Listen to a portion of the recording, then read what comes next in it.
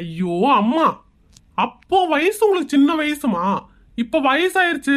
உங்களை பாக்குறதுக்கே 4 பேர் வேணும். இதுல எங்கம்மா நீங்க வீட்டு வேலையில பாப்பீங்க? சரியா போச்சுடா. நைட் அவ தலையில மந்திரம் போட்டு உனக்கு மாத்திட்டா. எல்லாம் போச்சு, எல்லாம் போச்சு.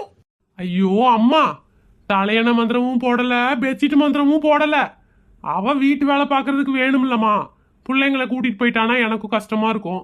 என்னடா புள்ள புள்ள புள்ள பொண்டாட்டி புதுசா சொல்லிட்டு இருக்க? பெத்த தாய்க்கு அப்புறம் தானே எல்லாமே வரணும். சரியான மானம் கெட்டவனா இருக்கியடா நீ.